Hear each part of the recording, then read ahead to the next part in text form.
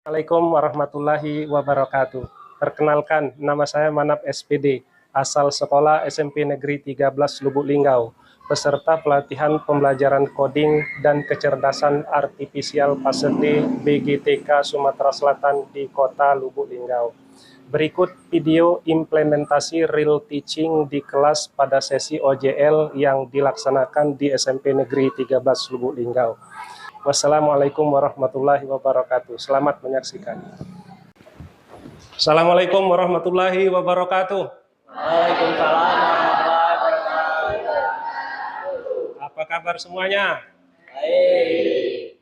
Anak-anak, kita ketemu hari ini. Kayaknya ada yang tidak hadir ya. Berapa orang ada yang tidak hadir? Siapa yang tidak hadir?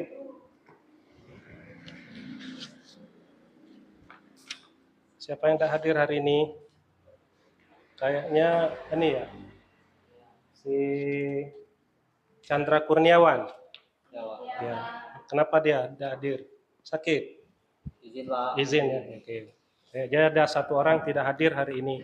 Anak-anak, coba tengok di bawah kursi meja, ada sampah. Kalau ada sampah diambil. Tidak ada ya? Oke. Baiklah, sebelum kita memulai pelajaran, kita berdoa dulu. Silakan ketua kelasnya untuk memimpin berdoa. Bintang, silakan. Baik kawan, kita mulai belajar hari ini. Ada baiknya kita berdoa terlebih dulu. Doa dimulai. Bismillahirrahmanirrahim. Alhamdulillahirabbil alamin. Ar-Rahmanir-Rahim. Maliki yaumiddin. Iyyaka na'budu wa iyyaka nasta'in. Ihdinas siratal mustaqim. Siratal ladzina an'amta 'alaihim ghairil maghdubi 'alaihim waladdallin. Amin. Bismillahirrahmanirrahim. Rabbi shrah li sadri wa yassir li amri wahlul 'uqdatam min lisani yafqahu qawli. Rabbi zidni ilma warzuqni fahma. Amin.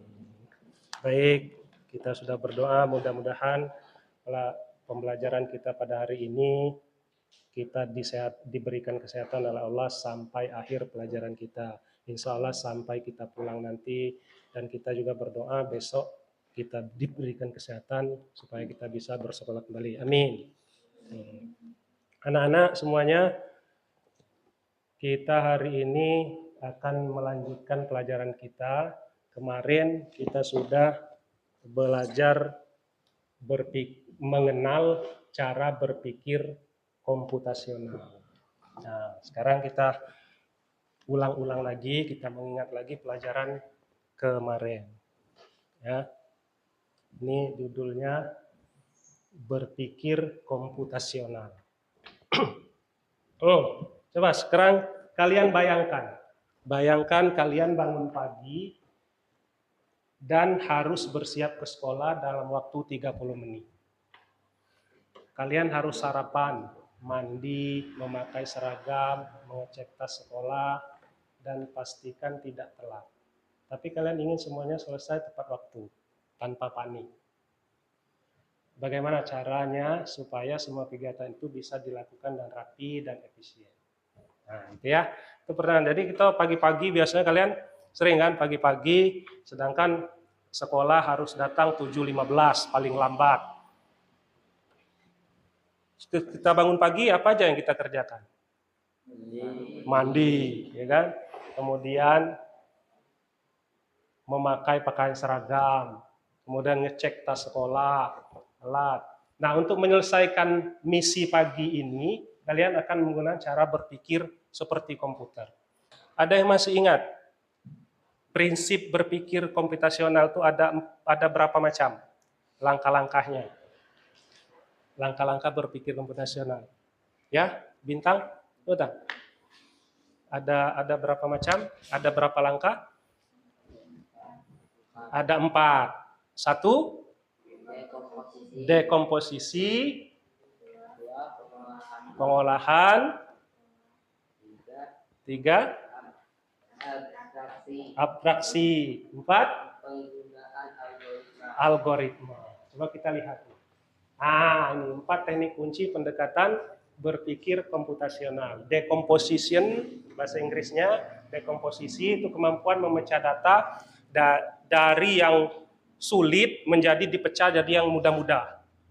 Ibaratnya kita misalkan mau berangkat ke sekolah, bagaimana langkah kita berangkat ke sekolah? Pertama, kita pakai sepatu dulu, di langkah kecil-kecil, dipecah-pecah. Kemudian kita berjalan sesuai rute jalannya. Kalau hujan kita memakai payung, gitu ya. Nah, itu dekomposisi. Jadi hal yang besar dipecah-pecah jadi hal-hal yang kecil sehingga mudah mengerjakannya. Kemudian kalau pattern recognition atau pengenalan pola, itu artinya setiap pekerjaan kita sehari-hari itu mengulang-ulang sebenarnya. Kita mau berangkat sekolah itu kan, besok seperti itu lagi, besok seperti itu lagi. Jadi berulang-ulang. Jadi tidak usah nak mikir cara-cara yang baru. Ya. Berulang-ulang. Nah, dengan berulang-ulang itulah maka mudah mengerjakannya karena kita telah terbiasa. Berulang-ulang. Kemudian ini abstraksi itu artinya kita mengabaikan yang tidak penting, data-data ya kan, data-data yang tidak penting. Misalkan kalau nak berangkat sekolah itu kita tidak mikir warna tas itu apa, yang penting ada tas. Ya. Oke. Kemudian terakhir menyusun algoritma.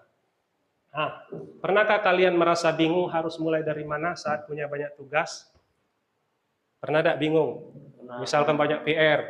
Nah, mana nih? IPA ada PR, matematika ada pekerjaan tugas, bahasa Indonesia ada tugas.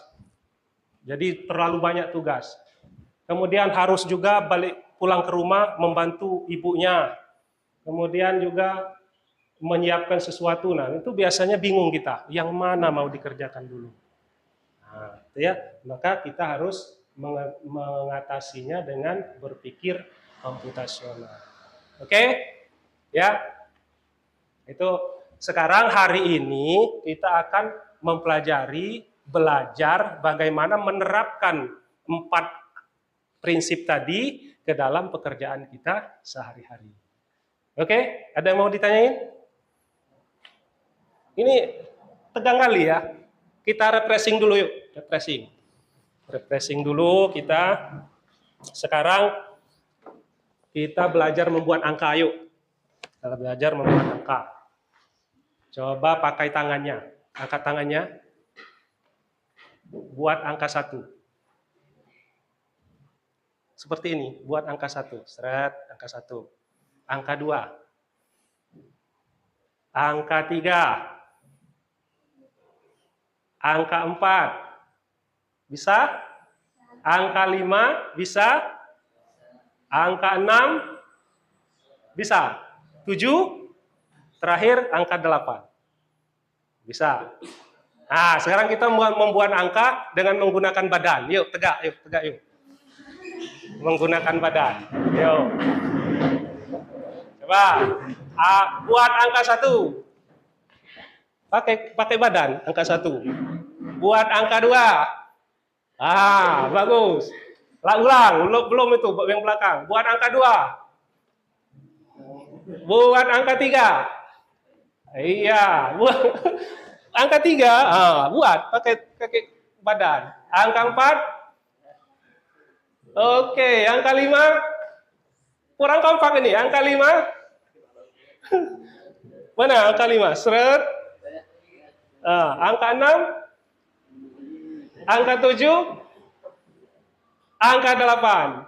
Ayo, bergoyang. Ya, gitu.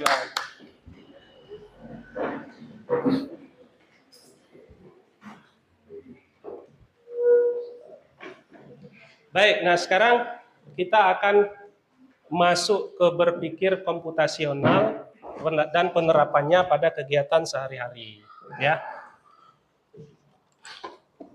Kita lihat. Tujuan pembelajaran. Coba dibacain dulu tujuan pembelajarannya. Yuk, tolong bacain tujuan pembelajaran. Tujuan pembelajaran, siswa dapat memahami dan menerapkan cara berpikir komputasional dalam kegiatan kehidupan sehari-hari dengan sistematis dan struktur. Nah, jadi tujuan kita belajar hari ini, harapannya kalian dapat memahami cara menerapkan berpikir komputasional dalam kehidupan atau kegiatan sehari-hari. Ya. Apa tadi? Ini berpikir komputasional itu ada berapa langkah? Ada 4. 1, dekomposisi,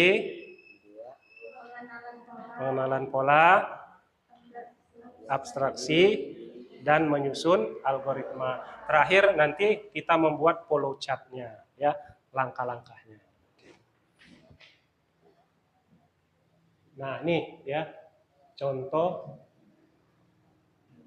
penerapan berpikir komputasional dalam kehidupan sehari-hari. Yang pertama, dekomposisi. Dekomposisi itu apa tadi? Memecahkan hal-hal yang rumit menjadi bagian-bagian kecil yang mudah dikerjakan. Jadi kita pecah dulu. Nah, contohnya kita membuat sarapan dengan roti bakar. Ya. Membuat sarapan itu kita pecah-pecah dulu kegiatannya menjadi 4 bagian. Pertama, menyiapkan bahan, roti, telur, beli dulu di warung, ya kan? Kemudian yang kedua, memanaskan wajan, kemudian memasak telur, dan terakhir memanggang roti. Jadi membuat sarapan itu kita bagi menjadi 4 bagian. Terus yang pengenalan polanya, langkah memanaskan wajan mirip dengan memanaskan alat lain, misalnya oven untuk roti, sehingga dapat dilakukan pada masakan lain. Jadi memanaskan wajan itu mirip dengan memanaskan oven. Nah, maka pekerjaannya menjadi lebih mudah karena mirip langkah-langkahnya. Ya. Polanya sama. Kemudian abstraksi, jadi kita mengabaikan yang tidak penting. Dalam membuat roti itu merek mentega tidak penting, yang penting ada menteganya. Nah, jadi yang merek menteganya kita abaikan. Kemudian jenis telurnya, misalkan telur bebek atau telur ayam tidak jadi masalah. Yang penting dia telur. Jadi jenis telurnya kita abaikan datanya. Ya. Kemudian roti, misalnya roti merek Sari Roti dengan merek lain tidak jadi masalah. Yang penting ada rotinya. Jadi intinya diabaikan. Yang kelima, algoritma, urutan langkah-langkahnya. Maka terakhir kita ambil urutan langkahnya. Ambil 2 potong roti dan telur di kulkas. Kemudian siapkan mentega dari tempat penyimpanan. Panaskan wajan dengan sedikit mentega di atas kompor. Pecahkan telur, masak di wajan hingga matang. Panggang roti di wajan. Nah, itu urutan-urutannya ya. Dari abstraksi kemudian sampai ke algoritmanya. Terakhir kita buat flow chart-nya. Nah, ini. Jadi kalau komputer itu dia seperti flow chart ini. Jadi start, mulai, dia harus dilambangkan dengan bulatan oval. Kemudian segi 4 itu menyatakan proses kegiatannya. Kumpulkan barang, kemudian kelompokkan barang, kemudian tengok lantainya, lantai kotor, maka misalkan ini dalam kegiatan membereskan kamar. Oke ya? Nah, itulah kegiatannya. Terima kasih. Nah, sekarang kita bentuk kelompok. Nah, kita di dalam kelompok ini nanti Pak bagikan LKPD, kita kerja kelompok. Sebelumnya kita tonton dulu video ini. Video yang berhubungan dengan berpikir komputasional. Belum semula suara.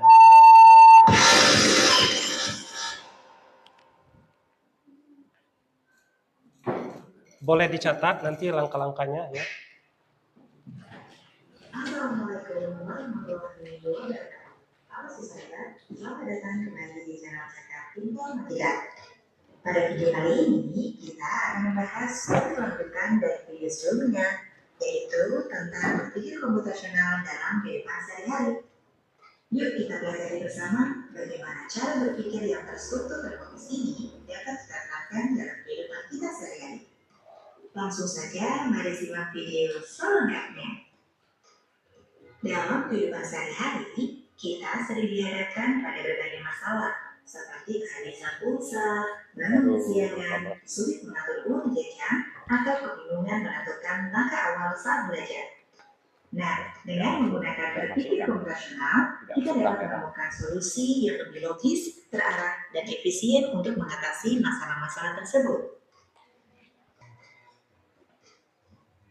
Contoh ketiga adalah masalah yang sering kita alami, yaitu tugas sekolah yang terlalu banyak dan membuat bingung harus mulai dari mana. Kita akan selesaikan menggunakan langkah pertama, yaitu dekomposisi.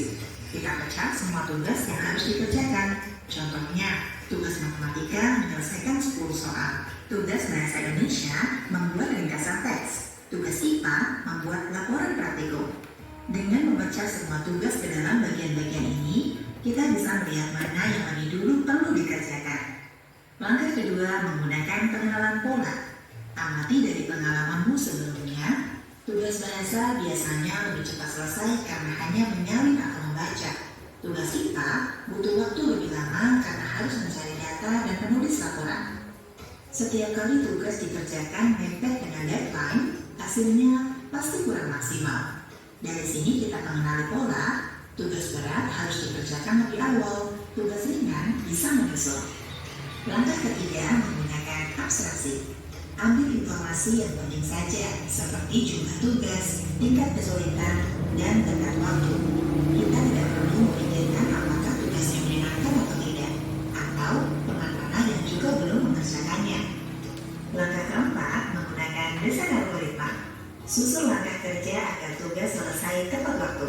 Pertama, buat daftar semua tugas yang ada. 2. Tandai tugas yang paling dekat deadline-nya. 3. Tentukan mana yang mudah dan bisa dikerjakan lebih cepat. 4. Atur waktu belajar, misalnya setiap sore 30 menit untuk satu tugas. Setelah selesai, beri tanda centang atau tanda selesai. Dengan mengikuti langkah ini, kamu bisa menghindari stres karena tugas menumpuk dan belajar menjadi lebih teratur. Dari ketiga contoh tersebut, kita dapat menyimpulkan bahwa berpikir komputasional tidak hanya digunakan dalam dunia teknologi atau komputer, tetapi juga sangat bermanfaat dalam kehidupan sehari-hari. Dengan memahami dan menerapkan keempat metode utama, yaitu dekomposisi, pengenalan pola, abstraksi, dan desain algoritma, kita dapat menjadi pribadi yang lebih teratur, lebih cermat, dan lebih siap menghadapi berbagai tantangan. Oke ya, jadi kita sudah melihat video tadi, contoh-contoh berpikir komputasional dengan menggunakan 4 langkah tadi. Ya, ada 3 contoh tadi sudah dikasih di dalam video. Nah, sekarang kita mulai diskusi untuk memecahkan masalah yang akan Pak berikan. Oke, siap? Ini ada LKPD-nya. Nanti silakan diisi. Setiap kelompok dapat 1.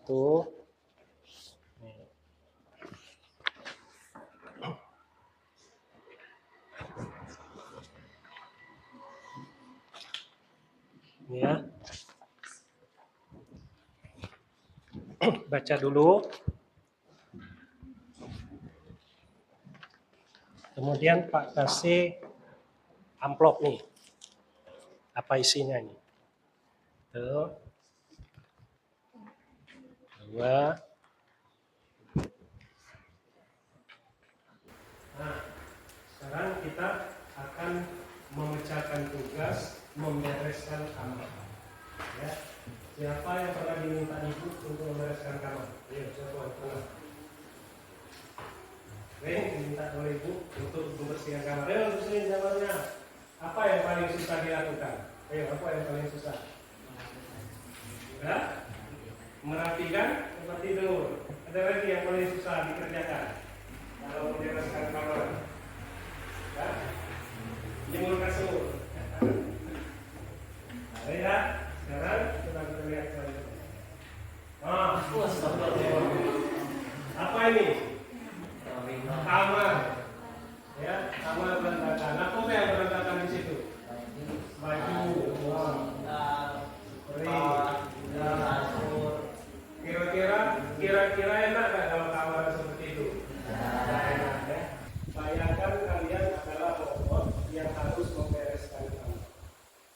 Bagaimana cara menyelesaikannya secara sistematis? Jadi kita sekarang belajar memecahkan permasalahan untuk membereskan kamar yang berantakan. Yang paham membereskan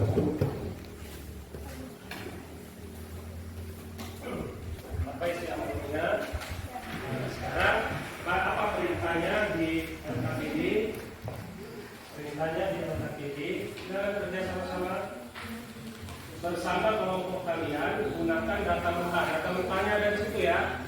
Barang di kamar ada 5 buku, 3 baju kotor, 2 pasang sepatu, 1 sepatu kotor, 10 mainan. Ada rak buku, kotak mainan, rak sepatu, keranjang cucian. Nah, sekarang kondisi kamar, lantai berdebu, meja berantakan, tempat tidur tidak rapi. Bersama kelompok kalian gunakan data mentah di atas untuk menyelesaikan tugas di setiap bagian itu. Coba dekomposisinya dulu, nanti tuliskan di sini. Ini yang kotaknya tidak di sudut ini kira-kira langkah dekomposisi. Silakan kalian cari yang langkah dekomposisi itu dituliskan di tabel dekomposisi.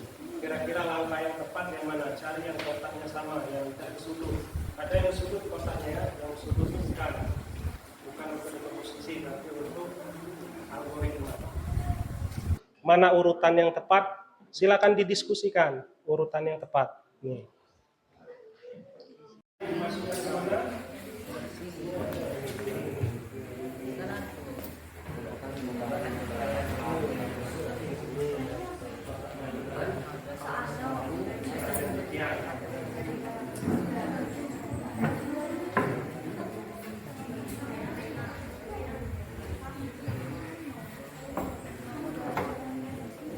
Dekomposisi itu memecahkan permasalahan pokok menjadi permasalahan yang kecil. Nah, ini dituliskan di sini ya. Urutan pertamanya apa? Kemudian barang yang dibutuhkan apa? Yang ini untuk yang sini, yang bersudut. Ini kan pertanyaan bersudut sama yang bersudut. Berapa?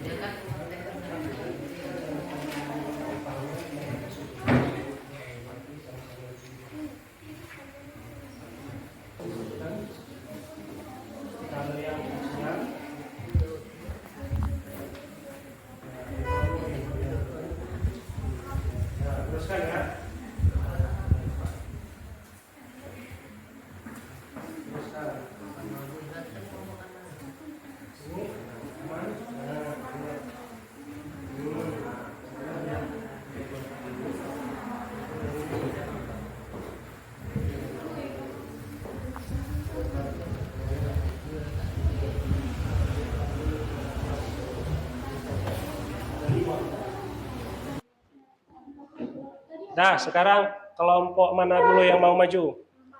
Kelompok 4. Ya, coba. Kelompok 4. Presentasikan. Silakan kelompok 4.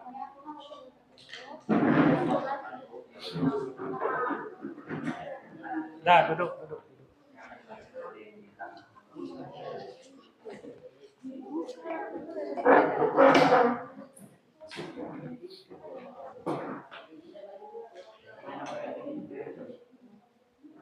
Sini di depan. Nah, nanti follow chat-nya ditulis di papan ya.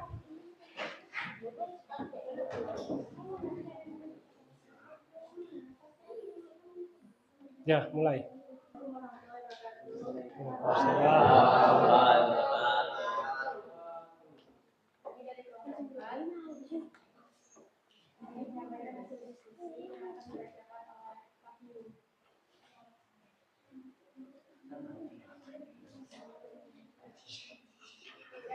Kumpulkan semua barang yang berantakan. Barang atau alat. 10 buku, 6 mainan plastik, 2 sepatu, 4 mainan kayu, 4 baju botol bekas, 1 letakkan barang di tempat simpulan. Barang atau alat. 1 buku, kotak mainan, 1 sepatu, sajian cucian. 3. Rapikan tempat tidur dan dengan spray bersih. Barang atau alat menggunakan spray baru. 4. Sapu lantai, pel jika kotor, dan lap meja dengan kayu gelap. Barang atau alat, sapu, pel, dan lap. 5. Periksa kamar untuk memastikan rapi dan semua barang di tempatnya. Pola.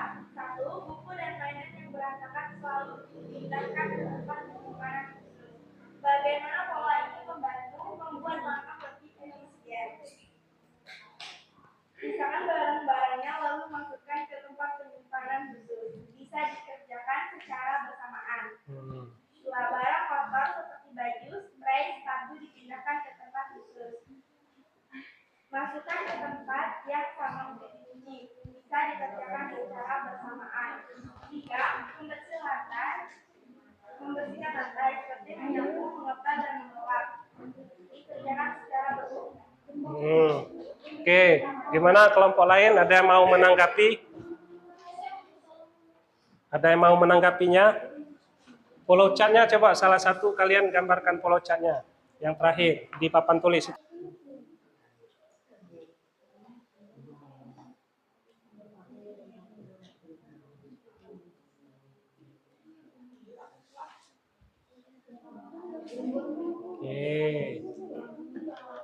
Oke, jadi coba bacain. Mulai.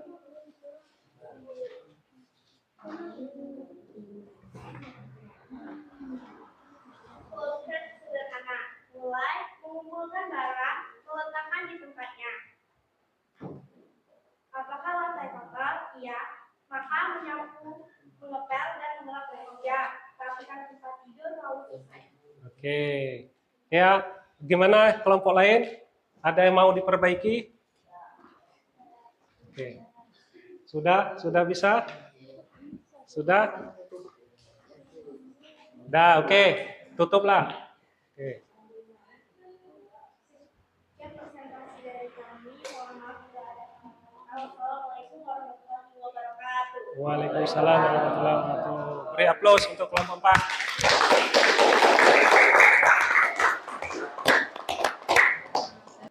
Baik. Jadi kita sudah sampai ke tahapan membuat follow chart. Nah, nanti follow chart inilah menjadi dasar dari pemrograman. Ya, komputer itu pada dasarnya mengikuti alur seperti alur dalam follow chart ini. Jadi semua program yang di komputer itu mengikuti alur follow chart. Nanti minggu depan kita akan belajar membuat program sederhana di dalam permainan stretch, ya, permainan stretch. Nanti untuk membersihkan kamar ini kita buat di dalam stretch, ya. Minggu depan kita akan pelajari selanjutnya. Baik anak-anak, selanjutnya tolong isikan ini, diisikan ya. Tidak usah ditulis nama. Ini.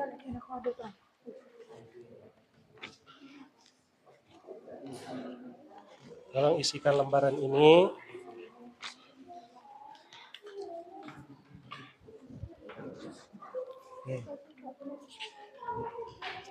Segera diisi secepatnya, Pak kasih waktu 2-3 menit. Nanti dikumpulkan.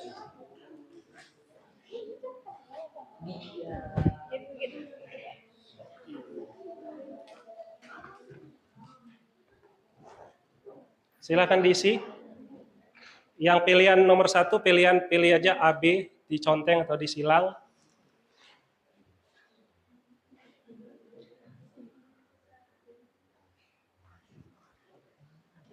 Yang 2-3-nya silakan diisi.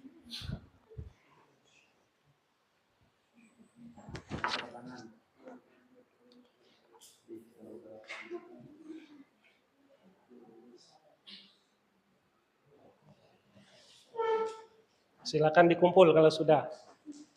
Itu adalah gambaran pembelajaran kita pada hari ini.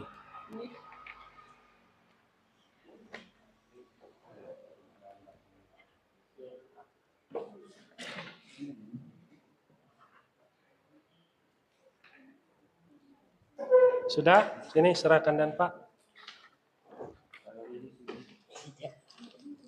Tidak usah ditulis nama.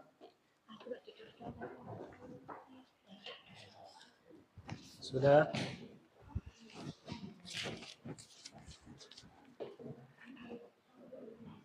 Belum?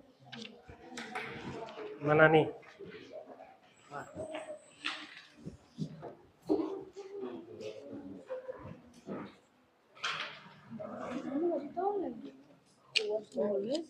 Oke ya. Nah, kita bacakan satu ya.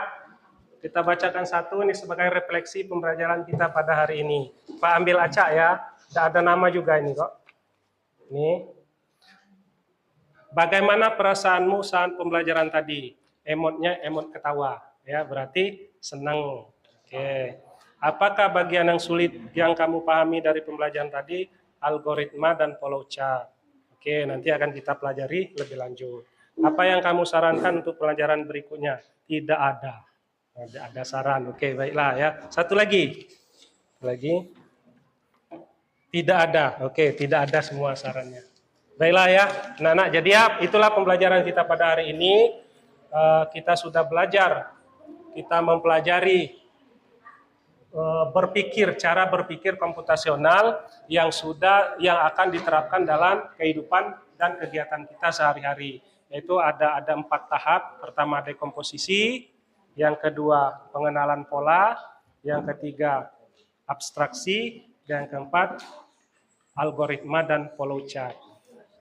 Itulah dasar kita sehingga kita bisa membuat pekerjaan kita menjadi lebih efisien, ya, seperti pekerjaan komputer. Bayangkan kalau komputer kita suruh, apalagi pakai AI, kalian bertanya di Meta, di Cici, kalau dikasih pertanyaan langsung dijawab.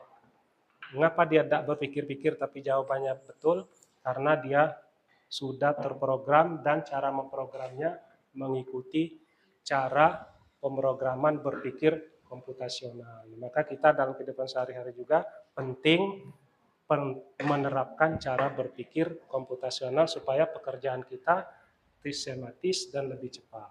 Oke ya, anak-anak semuanya, mudah-mudahan di minggu depan kita akan lanjutkan mana bagian sulit seperti tadi flowchart dan algoritma akan kita bahas lebih lanjut. Selanjutnya kita akan belajar bagaimana pemrograman di permainan stretch atau pictoblock, ya, itu yang kita pelajari selanjutnya. Baiklah, marilah kita tutup pembelajaran pada hari ini dengan mengucapkan alhamdulillahirabbil alamin. Mengucapkan hamdalah. Alhamdulillah. Assalamualaikum warahmatullahi wabarakatuh.